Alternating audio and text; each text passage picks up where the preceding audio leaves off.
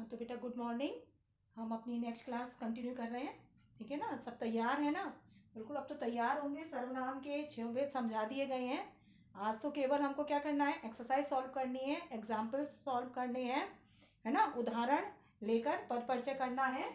तो आज जो हमारा है सर्वनाम की जो हमारी 6 वेद उनका पद परिचय वही हमको शुरू करना है। तो सब ध्यान से समझेंगे भी, है ना, कि उदाहरण कैसे सॉल्व करना है। क्योंकि अभी तक बेटा मैंने सारे आपको करा दिए थे 6 भेद के, लेकिन आज मैं मिक्स करके आपको कर रही हूँ कि जिसमें आपके सारे शामिल हैं, कि जिसमें आपका पुरुषवाचक भी है, उसके अलावा निश्चयवाचक, अनिश्चयवाचक, संबंधवाचक, निजवाचक, प्रश्नवाचक, जो 6 भेद हैं उनके बारे में पद परिचय। लेकिन पद परिचय शुरू करने से पहले मैं एक बार पुनरावृत्ति करा दे रही हूँ बेटा कि सर्वनाम किसे कहते हैं। सर्वनाम यानी जिसको हम इंग्लिश में कहते हैं, क्या कहते हैं, प्रोनाउन कहते हैं। तो सर्वनाम क्या है कि ऐसे शब्द, सर्वनाम शब्द जिनका प्रयोग हम किसके स्थान पर करते हैं, संज्ञा के स्थान पर। यानी जो शब्द हम संज्ञा के स्थान पर प्रयुक्त करते हैं वो कहलाते हैं हमारे सर्वनाम। अब उसके बाद ये तो हो गई बेटा परिभाषा। परिभाषा के बाद हम आते हैं कि हमारे इसके भेद, कि सर्वनाम के कितने भेद होते हैं।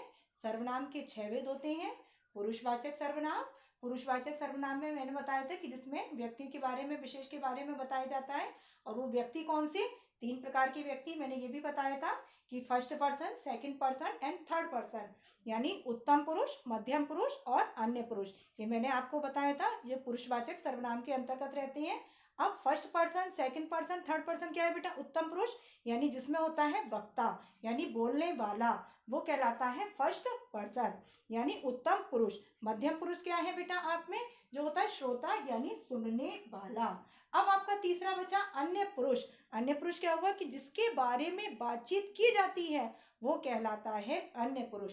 तो मैंने आपको बताया था कि पुरुषवाचक सर्वनाम में आपका एक और बढ़ जाता है पुरुष, यानी उसमें आपको ये भी बताना पड़ता है पुरुष का कि उत्तम पुरुष है, कि मध्यम पुरुष है, कि अन्य पुरुष है। तो ये तो हुआ बेटा पुरुषवाचक का। उसके बाद मैंने आपको बताया था निश्चयवाचक और अनिश्चयवाचक सर्वनाम। निश्चयवाचक की मैंने आपको क्या बताया था बेटा, मैं इसलिए सब थोड़ा रिवाइज कर दे रही हूँ क्योंकि आज हमारा मिक्सचर है, हम उनका पद परिचय करेंगे। तो इसलिए निश्चयवाचक में जिसमें क्या होती है श्योरिटी, वो क्या है निश्चयवाचक, यानी किसके बारे में होती है, किसी व्यक्ति, वस्तु, घटना या कर्म की निश्चितता का बोध कराने वाले शब्द कहलाते हैं निश्चयवाचक सर्वनाम। अब इसके विपरीत अनिश्चयवाचक सर्वनाम क्या है बेटा, कि जिन सर्वनाम शब्दों से किसी व्यक्ति, वस्तु, घटना अथवा कर्म की अनिश्चितता का बोध हो वो कहलाते हैं आपके अनिश्चयवाचक सर्वनाम। अब इसके बाद बेटा संबंधवाचक, जो कि अभी मैंने अपनी से पहले की क्लास में आपको बताया था। संबंधवाचक नाम से ही स्पष्ट है सबका बेटा, नाम से ही आप समझो। पुरुषवाचक में व्यक्ति के हिसाब से आप, है ना, निश्चयवाचक में निश्चय के हिसाब से, अनिश्चय में अनिश्चय, क्योंकि आप शब्दों का अर्थ लेकर चलेंगे तो आपको कठिनाई नहीं होगी। संबंधवाचक कि जो संबंध स्थापित करते हैं। अब वो संबंध बेटा किसमें स्थापित करते हैं, है ना, दो वाक्यों के बीच में अथवा दो बातों के बीच में संबंध स्थापित करने वाले शब्द कहलाते हैं संबंधवाचक सर्वनाम। अब इसके बाद बेटा संबंधवाचक के बाद, पहले मैंने इस क्लास में आपको क्या बताया था, उसके बाद निजवाचक। निज का मतलब होता है अपने आप, मैंने बताया था संस्कृत का शब्द है निज माने अपने आप। तो जो क्या होते हैं अपने आप के लिए प्रयुक्त किए जाते हैं शब्द, कौन करता है कि वक्ता यानी बोलने वाला या लेखक लिखने वाला, जो क्या करे अपने बारे में यानी अपने लिए जिन शब्दों का प्रयोग करता है वो कहलाता है निजवाचक सर्वनाम। अब आया उसके बाद आपका जो लास्ट था प्रश्नवाचक, वो तो नाम से इंगित कि प्रश्न का बोध हो, ऐसे सर्वनाम शब्द जिनसे क्या हो, हमें प्रश्न का बोध हो, यानी प्रश्न को इंगित कराने वाले शब्द क्या कहलाते हैं, प्रश्नवाचक सर्वनाम। तो ये मैंने आपको बेटा 6 का बता दिया कि किसके अंतर्गत क्या आता है, क्योंकि अब हमें पद परिचय करने में दिक्कत नहीं होगी रिवीजन के साथ।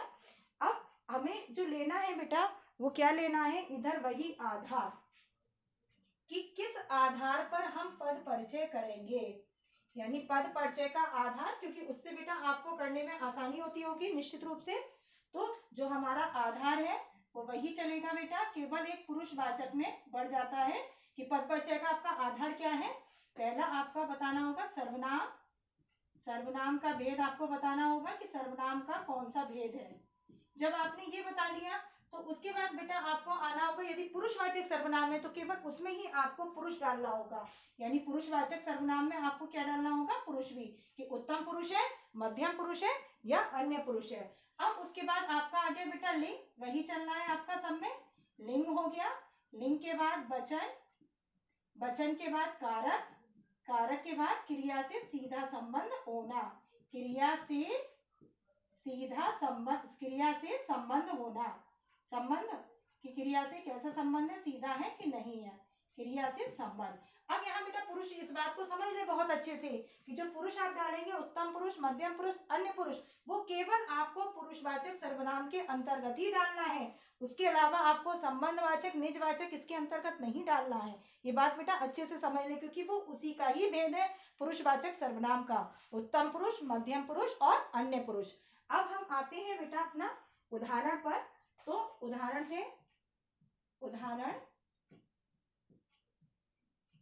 से स्पष्ट करेंगे कि पहला उदाहरण है, मैं पढ़ रहा हूं और तुम सो रहे हो। मैं पढ़ रहा हूं, ये तो बहुत खराब बात हो गई कि मैं पढ़ रहा हूं और तुम सो रहे हो, और तुम सो रहे हो। ये कैसे डाइजेस्ट हो सकता है? ये नहीं हो सकता ना बेटा कि मेरे को पढ़ना पड़ता है और आप सो रहे हो, आराम कर रहे हो, ये डाइजेस्ट नहीं होगा ना, लेकिन करना पड़ेगा। तो मैं पढ़ रहा हूं, मैं, और यहाँ पर हुआ तुम। अब इस पर अंडरलाइन करके आया कि रेखांकित पद का पद परिचय दीजिए, क्योंकि क्वेश्चन में बेटा ऐसे ही आता है कि रेखांकित पद का पद परिचय दीजिए। तो आपको क्या करना पड़ेगा, मैं का अलग देना होगा और तुम का अलग करना होगा। तो कैसे करेंगे आप, मैं के बाद क्या डाला आपने, डैश किया, उसके बाद सर्वनाम।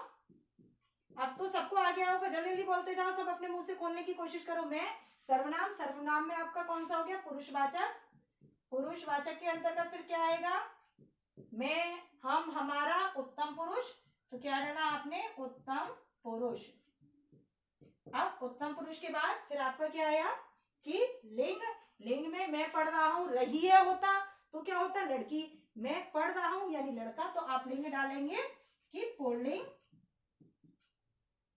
पुल्लिंग के बाद वचन, क्योंकि मैं एक ही है तो एक वचन, हम होता तो बहुवचन, एक वचन हो गया इसमें, एक वचन। एक वचन के बाद कारक आपका कौन सा हो गया, क्योंकि मैं के बारे में बताया जा रहा है तो आपका क्या हो गया, कर्ता कारक, जिसके बारे में कहा जाए, बताया जाए, या काम को करने वाला, तो काम को करने वाला कौन पढ़ रहा है, मैं, तो आपका कारक क्या हो गया, कर्ता कारक। उसके बाद क्रिया से संबंध, तो पढ़ रहा हूं पूरी बेटा क्रिया है, मैं कर्ता हो गया, पढ़ रहा हूं क्रिया है पढ़ना, मुख्य क्रिया है, और रहा हूं क्या है, सहायक क्रिया, यानी ये पढ़ना आपकी मेन वर्ब और रहा हूं आपकी क्या है, हेल्पिंग वर्ब। तो ये आपकी पूरी इतनी क्या है, क्रिया। तो क्रिया से क्या हो गया, सीधा संबंध, तो आप क्या लिखेंगे, क्रिया से सीधा संबंध होना, और उसके बाद क्या लगा दिया, विराम चिन्ह। तो ये आप किसका हो गया, पद परिचय मैं का। अब आया बेटा तुम का, तो तुम का भी सेम ऐसे ही चलेगा बेटा, तुम में क्या हुआ, सर्वनाम, बिल्कुल वैसे ही चलेगा बेटा, सर्वनाम, सर्वनाम में पुरुषवाचक, बस एक चेंज होना है, वो क्या होगा, पुरुष कौन सा है वो आपको बताना होगा, तो इसमें हो गया पुरुषवाचक, पुरुषवाचक के बाद आपका कौन सा हुआ, तुम, क्योंकि सेकंड पर्सन है यानी मध्यम पुरुष है, यानी जिसके बारे में कहा जाए, तो यहाँ पर क्या हो गया, श्रोता, तो तुम यहाँ पर बेटा क्या हो गया आपका, मध्यम पुरुष, मध्यम पुरुष, और पूरा बेटा वैसे ही चलेगा। आपका लिंग कौन सा हो गया कि तुम सो रहे हो, रही है होता तो लड़की होता, स्त्रीलिंग, पुल्लिंग हो गया, पुल्लिंग के बाद एक वचन, क्योंकि तुम है, तुम सब नहीं है, तो तुम क्या हो गया, एक वचन, एक वचन। एक वचन के बाद क्या हो गया, कारक जो आपका होगा, कर्ता कारक, क्योंकि तुम के बारे में बताया जा रहा है कि तुम सो रहे हो, तो काम को करने वाला कौन होता है, कर्ता कारक, तो कर्ता कारक हो गया आपका। उसके बाद सो रहे हो, वही है बेटा आपका सोना, मुख्य क्रिया, रहे हो क्या है आपकी सहायक क्रिया, यानी ये आपकी क्रिया है, ये कर्ता, तो आप सीधे क्या लिखोगे, क्रिया से सीधा संबंध होना, क्रिया से सीधा संबंध होना, और उसके बाद क्या लगा दिया, विराम चिन्ह। तो ये हो गया मैं का पद परिचय, ये किसका हो गया, तुम का।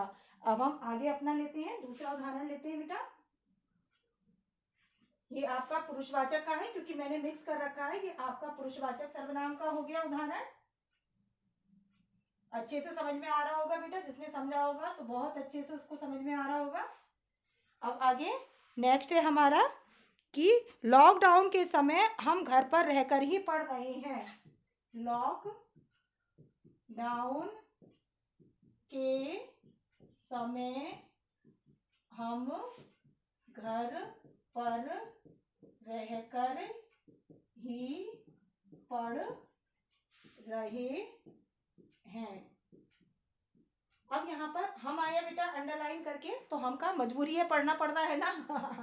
सोचा था कि लॉकडाउन है तो पढ़ना नहीं पड़ेगा, लेकिन यहाँ तो ऑनलाइन क्लासेस शुरू हो गई, तो जिसके लिए क्या है, पढ़ना पड़ रहा है। तो हम पे अंडरलाइन करके, तो हम डैश किया सर्वनाम। सर्वनाम में कौन सा हो गया बेटा, पुरुषवाचक। पुरुषवाचक के बाद बेटा क्या हुआ, कॉमा लगा के लिखते जाना है। आप में मैं, हम, हमारा, आई, माई, मी, वी, अवर, अस, ये सब किस में आता है, मैं, हम, हमारा, हम सब उत्तम पुरुष में। तो पुरुष कौन सा हो गया, उत्तम पुरुष। उत्तम पुरुष के बाद फिर आपका लिंग कौन सा हो गया, कि हम घर पर रहकर ही पढ़ रहे हैं। तो हम के अंतर्गत तो बेटा सभी का हो गया, लड़के हो चाहे लड़कियां, सबको ही पढ़ना पड़ रहा है। किसी को रियायत नहीं दी जा रही कि लड़कों को छूट दी जा रही है, लड़कियों को, ऐसा कुछ नहीं है। तो यहाँ पर क्या हो गया, उभय लिंग। अब उभय लिंग के बाद क्या हो गया बेटा, वचन। वचन आपका कौन सा हो गया, क्योंकि हम है बहुवचन, तो क्या होगा, बहु। मैं होता तो एक वचन, हम है तो आपका क्या हो गया, बहुवचन। अब बहुवचन के बाद कारक, यानी हम कर रहे हैं ना इस काम को बेटा, तो काम को करने वाला कौन होता है, कर्ता, यानी कारक कौन सा हो गया, कर्ता कारक। उसके बाद क्रिया से संबंध, क्यों है बेटा, कि पढ़ रहे हैं, यहाँ पर घर पर आ गया।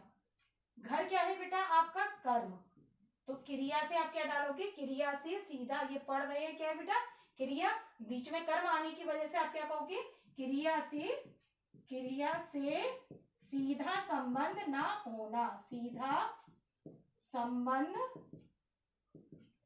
ना होना। और यहां पर हो गया विराम चिन्ह। तो ये किसका हो गया बेटा, हम का पद परिचय। अब हम अपना नेक्स्ट उदाहरण लेते हैं बेटा।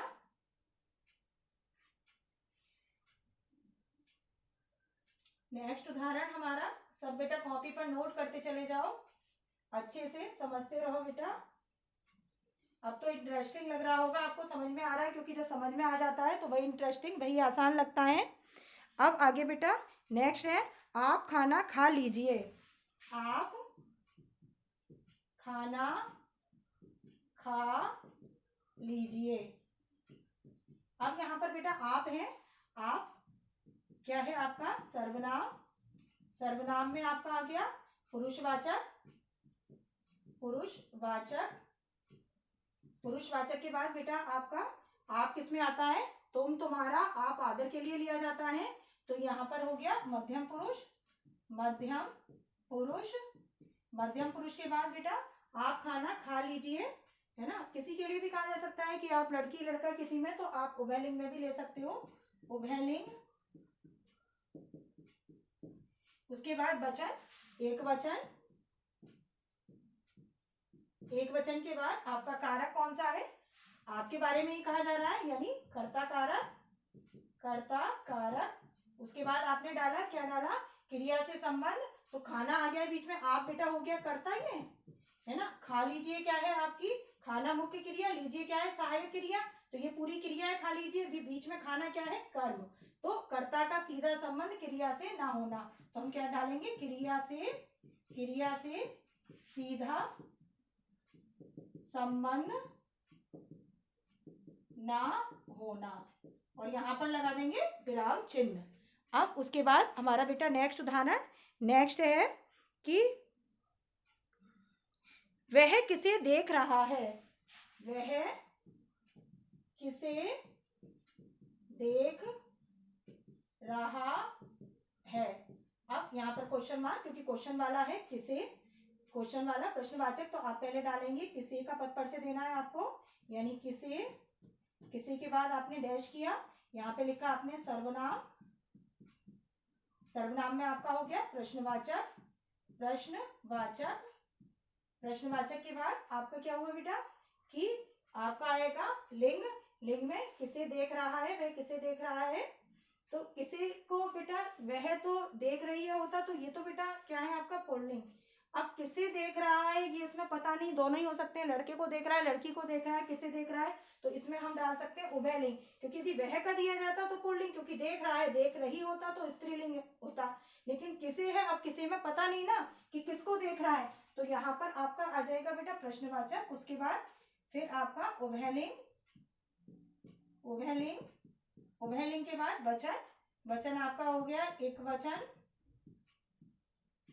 कारक आपका किसे, किसी का मतलब किसको, यानी को विभक्ति चिन्ह का लोप है, यानी बेसहारे का सहारा कौन सा, कर्म कारक। हम ये भी कह सकते हैं किसको देख रहा है, तो आपका क्या हो जाएगा कर्म कारक, कर्म कारक।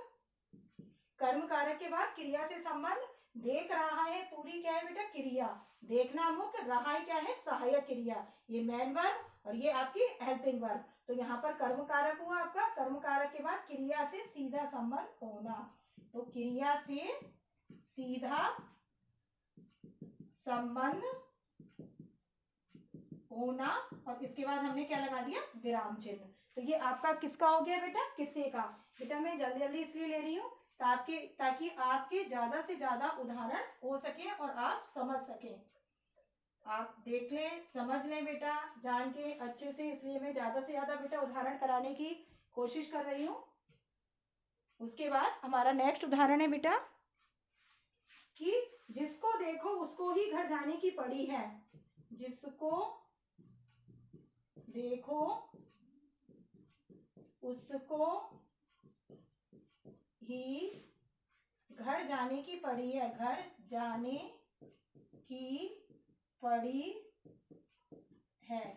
अब यहाँ पर बेटा जिसको और उसको यानी संबंध, इस बात का संबंध किससे, इस बात का इस बात से है, यानी जिसको देखो का संबंध क्या है कि उसको ही घर जाने की पड़ी है। तो यहाँ पर बेटा आपका क्या हो गया कि जिसको उसको आपने करा जिसको और ऐसे करके डैश उसको। अब इसका हम पद परिचय कैसे करेंगे, सर्वनाम। सर्वनाम में कौन सा हुआ आपका कि संबंधवाचक, संबंध स्थापित करने वाला क्या होता है संबंधवाचक। संबंधवाचक की बात बेटा क्या हुआ कि लिंग आपका जिसको देखो उसको ही घर जाने की पड़ी है, तो यहाँ पर आप उभयलिंग में भी ले सकते हो, दोनों को शामिल कर सकते हैं हमें, तो उभयलिंग। उसके बाद वचन आपका जिसको देखो उसको ही पड़ी हुई है, जिसको उसको एक वचन रूप में है बेटा, एक वचन यहाँ पर जो प्रयुक्त हुआ है एक वचन में कि जिस व्यक्ति को भी है देखो उसी व्यक्ति को, क्योंकि हम इस हिसाब से लेंगे ना बेटा कि जिस व्यक्ति को देखो उसी व्यक्ति को क्या है घर जाने की पड़ी है, यानी हम एक वचन के रूप में इसका प्रयोग किया है यहाँ पर। अब उसका क्या होगा बेटा कारक।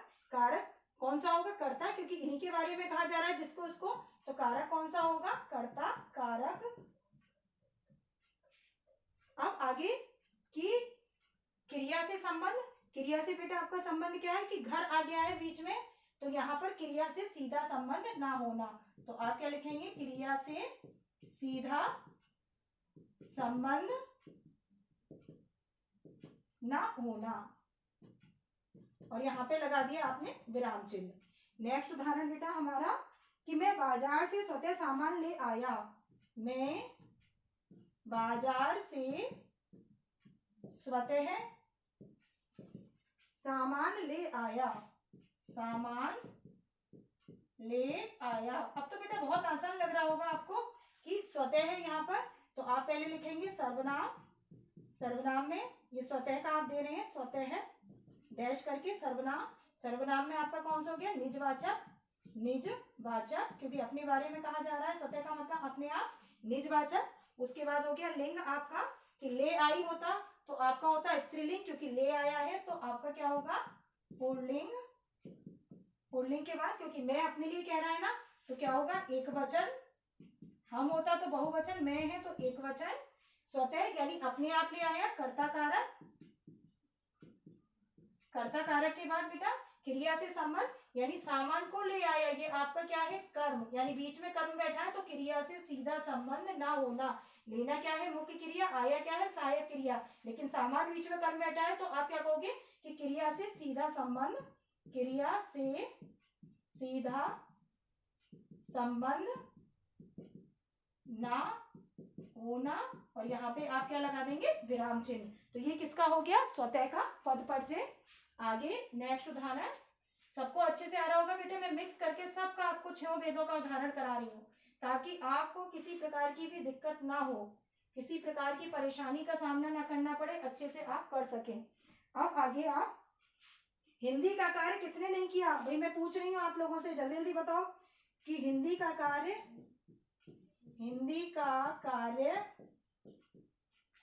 किसने नहीं किया, किसने, क्वेश्चन कर रही हूँ बेटा, नहीं किया, मेरा वाकई ये क्वेश्चन, किसने नहीं किया बताओ जल्दी से। किसने अंडरलाइन करके आया है तो आप क्या करेंगे, किसने और डैश करके कि सर्वनाम, सर्वनाम में प्रश्नवाचक, क्योंकि मैं प्रश्न कर रही हूं तो क्या हो गया आपका प्रश्नवाचक। प्रश्नवाचक के बाद बेटा फिर आपका क्या होगा कि लिंग, उभयलिंग, किसने, मैं तो एक सामूहिक रूप से पूछ रही हूँ, किसने नहीं किया, किसने नहीं किया, तो उभयलिंग। अब किसने नहीं किया, यहाँ पर बेटा किसने का मतलब जो हमारा लिया गया है ये शब्द, कि यहाँ पर वो आपका, आप दोनों में भी डाल सकते हो, बहुवचन में भी और एक वचन में, क्योंकि हिंदी का कार्य किसने नहीं किया, किस बच्चे ने नहीं किया, तो हम ऐसे करके बेटा इसको बोलेंगे ना सेंटेंस, किस बच्चे ने नहीं किया, है ना। तो इसको आप बहुवचन में भी ले सकते हो, कोई दिक्कत की नहीं है, एक में भी चल जाएगा बहुवचन, किस बच्चे ने नहीं किया, है ना, किसने नहीं किया, तो आप एक में भी ले सकते हो, बहु में भी ले सकते हो इसको। उसके अलावा कारक बेटा, कि किसने नहीं किया हिंदी का कार्य, इसके बारे में कहा जा रहा है, तो आपका क्या हो गया कर्ता कारक, कर्ता कारक, क्रिया से संबंध, यानी किसने नहीं किया, सीधा संबंध है बेटा। अब बेटा यहाँ पर हम सीधा नहीं कह सकते, क्यों, क्योंकि किसने हिंदी का कार्य नहीं किया ये हमारा है कर्ता, और हिंदी का कार्य ये है हमारा कर्म। तो हमेशा क्या होता है, कर्ता पहले होता है, लेकिन इस सेंटेंस में कर्ता को क्या कर दिया है बीच में, तो यानी इसके बीच में क्या बैठा हुआ है कर्म। तो आप क्या लिखेंगे, क्रिया से सीधा संबंध ना होना, क्रिया से सीधा संबंध।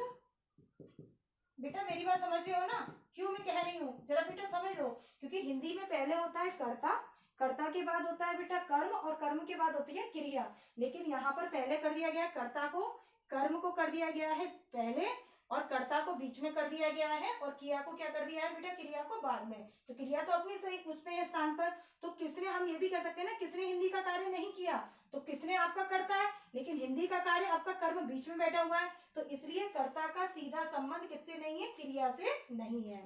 अब आगे बेटा नेक्स्ट उदाहरण हमारा, वहां कौन बैठा है, वहां कौन, जल्दी जल्दी कर लो बेटा, 3-4 ही बस बचे हैं, जल्दी जल्दी से सब अपना, कौन, ध्यान से समझे, वहां कौन बैठा है, क्वेश्चन मार्क है, कौन पे अंडरलाइन, तो सबसे पहले सर्वनाम, सर्वनाम में आपका कौन, क्योंकि प्रश्न किया जा रहा है, तो आपका क्या हो गया प्रश्नवाचक, प्रश्नवाचक के बाद बैठी है होता, लिंग पूछा जा रहा है, बैठा है तो यानी पुल्लिंग, कौन किसी एक के लिए बात की जा रही है बेटा, एक वचन हो गया, एक वचन के बाद आपका कारक कौन सा हो गया, क्योंकि कौन के बारे में पूछ कहा जा रहा है, कर्ता कारक, तो आपका क्या हो गया कर्ता कारक, कर्ता कारक के बाद क्रिया से संबंध, यानी क्रिया से सीधा संबंध है, बैठा है तो क्रिया से क्या है सीधा संबंध, बैठा मुख्य क्रिया है, क्या है सहायक क्रिया, तो सीधा क्या है क्रिया से, तो आप क्या कहेंगे क्रिया से सीधा संबंध होना, क्रिया से सीधा संबंध होना, और उसके बाद विराम चिन्ह लगा देंगे, ठीक है। अब आगे बेटा बस एक दो और है, क्योंकि बेटा मुझे सबका मैं करा रही हूँ आपको एक एक, क्योंकि 6 है, ताकि आपको दिक्कत ना आए, 2-3 उदाहरण और बचे हैं, जल्दी जल्दी से सब समझ लें बेटा, अच्छे से ध्यान लगाकर, तो सब अपना ध्यान लगाकर, कि और मित्र तुम्हें क्या चाहिए, और मित्र तुम्हें क्या चाहिए,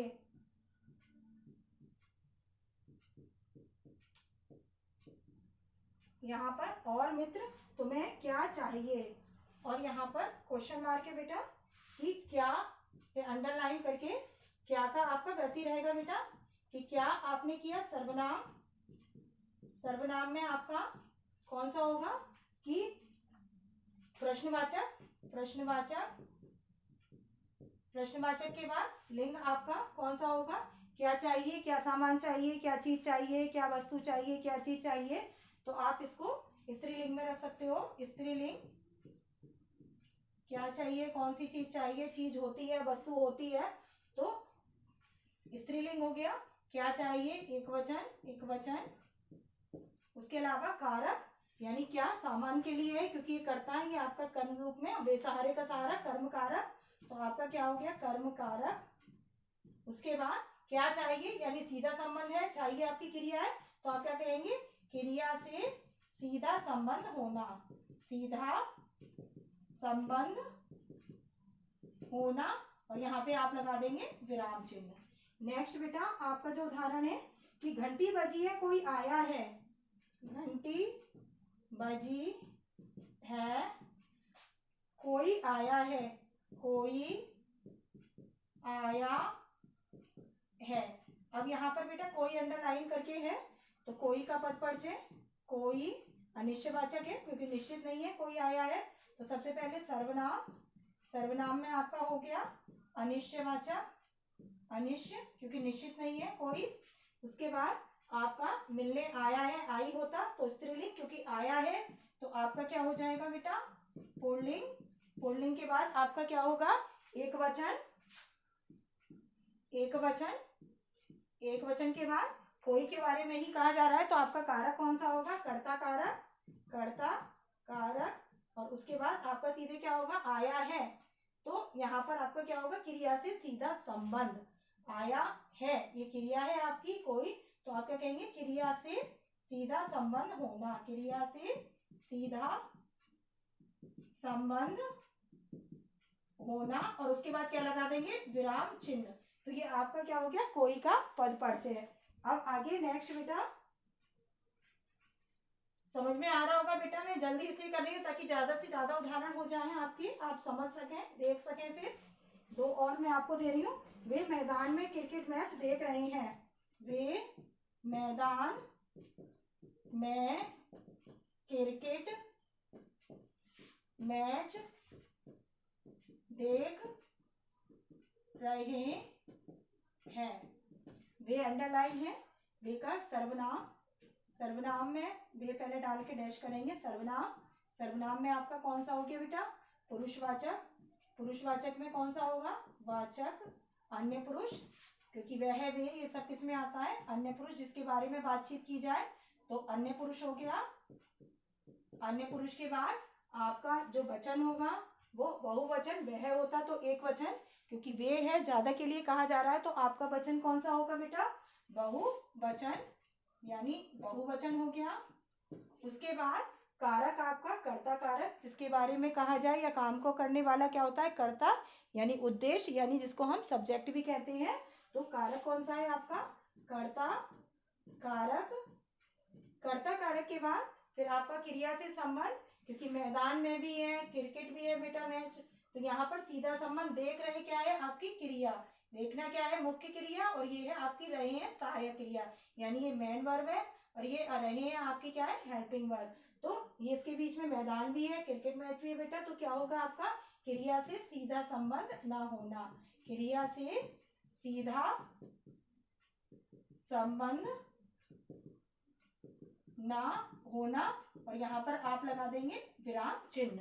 अब आगे नेक्स्ट है बेटा तुम सब क्या कर रहे हो, तुम सब क्या कर रहे हो, और यहाँ पर क्वेश्चन मार्क है बेटा कि तुम सब पर भी बेटा कर सकते हो, क्या पर भी अब तो अपने आप कर सकते हो, तुम सबका आप पद परिचय दोगे तो क्या होगा आपका सर्वनाम, सर्वनाम में आप बता सकते हो कौन सा पुरुषवाचक सर्वनाम है, पुरुषवाचक में कौन सा है मध्यम पुरुष है, मध्यम पुरुष के बाद फिर आप बता सकते हो कि इसमें क्या है तुम सब ज्यादा लोग हैं, तो कर रहे हो उभयलिंग में ले सकते हो, क्योंकि मतलब किसी एक के लिए लड़के के लिए नहीं है, तुम सब में सभी शामिल हो गए, उभयलिंग हो गया। उसके बाद वचन बहुवचन हो गया, उसके बाद तुम सब कर्ता कारक हो गया क्योंकि तुम सब के बारे में कहा जा रहा है, और क्रिया से सीधा संबंध ना सीधा संबंध होना। अब ना होना, क्योंकि क्या है, क्या का यहाँ पे है बेटा कार्य को, तो ये क्रिया से सीधा संबंध ना होना, क्योंकि क्या का मतलब यहाँ क्या है, कार्य से, कि तुम सब क्या कर रहे हो, क्या काम कर रहे हो, काम आपका किस रूप उसमें आता है, कर्म रूप में आएगा बेटा। अब यहाँ पर क्या का क्या है, बिल्कुल वैसे ही चलेगा बेटा, केवल कारक आपका बदल जाएगा। वो कारक आपका क्या बदल जाएगा कि कर्म कारक, और प्रश्न, ये कौन सा सर्वनाम है, क्या, प्रश्नवाचक सर्वनाम। यानी अब आपको बेटा अच्छे से समझ में आ रहा होगा कि क्या है। एक उदाहरण और है, क्योंकि बेटा कि मुझे नहीं उसे घर जाना है, ये ले लो बेटा, कि जिसमें क्योंकि आपका एक रह गया निश्चयवाचक का, और मैंने सबके उदाहरण दे दिए अनिश्चयवाचक वगैरह, तो आप इसमें ले सकते हो, मुझे नहीं उसे घर जाना है, मुझे नहीं उसे घर जाना है, घर जाना है। अब यहाँ पर बेटा कि मुझे नहीं उसे घर जाना, उसे अंडरलाइन करके आया है, तो यहाँ निश्चित है, उसके बारे में बताया जा रहा है कि मुझे नहीं जाना उसे जाना है, तो ये निश्चित है बेटा। तो यहाँ पर होगा सर्वनाम, तो पहले आप डालेंगे मुझे, मुझे के बाद डैश किया, उसके बाद सर्वनाम, सर्वनाम में आपका हो गया कौन सा, निश्चयवाचक, क्योंकि निश्चय हो रहा है इसमें कि उसी को घर जाना है, निश्चयवाचक हो गया आपका। लिंग आपको तो क्या है कि उसे घर जाना है, मुझे नहीं जाना है, किसी में भी ले सकते हो उभय लिंग में बेटा, उसे यानी लड़की के रूप में भी हो सकता है, लड़के के रूप में, तो आप उभय लिंग में भी ले सकते हो या पुल्लिंग में भी ले सकते हो, दोनों आपका ठीक रहेगा। उभय लिंग एक वचन, एक वचन, एक वचन के बाद फिर आपका कारक कौन सा होगा, कर्ता क्या कारक, क्योंकि उसी के बारे में कहा जा रहा है, उसके बारे में, तो आपका कारक क्या होगा, कर्ता कारक। उसके बाद क्या होगा कि क्रिया से संबंध, क्योंकि घर बीच में आ गया, ये जाना है बेटा, क्रिया, क्रिया ये है आपकी, और बीच में क्या बैठा हुआ है, घर, यानी कर्म, तो आपका क्या होगा, क्रिया से सीधा संबंध ना होना, क्रिया से सीधा संबंध ना होना, तो ये हो गया आपका, और यहाँ पर आपने लगा दिया विराम चिन्ह।